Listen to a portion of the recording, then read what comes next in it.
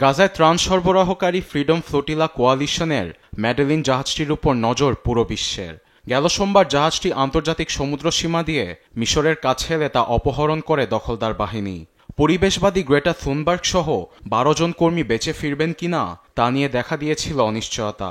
অবশেষে ইসরায়েলের আশদোদ বন্দর থেকে তাদের নিজ দেশে ফিরিয়ে দেওয়ার সিদ্ধান্ত নিয়েছে প্রশাসন। জীবনের সব আয়োজন এখানে একসাথে।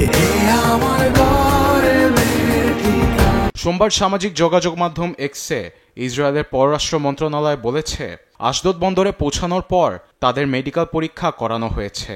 তাদের বেঁচে থাকার প্রমাণ হিসেবে ছবিও দিয়েছে নেতানিয়াহু প্রশাসন। আটক 12 জন অধিকার কর্মীকে নিজ দেশে ফেরত পাঠানোর উদ্দেশ্যে বেন গুরিয়ন বিমানবন্দরে আনা হয়েছে। প্রক্রিয়া অনুযায়ী নিজ দেশে ফিরবেন তারা। এদিকে গাজায় ত্রাণ সরবরাহ অবরোধ ও জাহাজটি আটকের ঘটনাকে লজ্জাজনক বলে আখ্যা দিয়েছেন ফরাসি প্রেসিডেন্ট ইমানুয়েল ম্যাক্রো। একই সঙ্গে জাহাজে আরোহী 6 ফরাসি নাগরিকের সঙ্গে যোগাযোগ রাখা হচ্ছে বলে জানান তিনি। আমাদের নাগরিকদের সুরক্ষার জন্য ইসরায়েলের পররাষ্ট্র দপ্তরের সঙ্গে সার্বক্ষণিক যোগাযোগ রাখছে। ইসরায়েল গাজার ত্রাণ সরবরাহের যে পরিস্থিতি তৈরি করে রেখেছে তা আসলেই খুব লজ্জাজনক। গাজায় যুদ্ধবিরতি দ্রুত কার্যকরের জন্য জড়িত সব পক্ষকেই আহ্বান জানাচ্ছি। এদিকে ম্যাডলিন জাহাজটি আটকের প্রতিবাদে প্যারিসের রাজপথে নেমেছে হাজার হাজার মানুষ।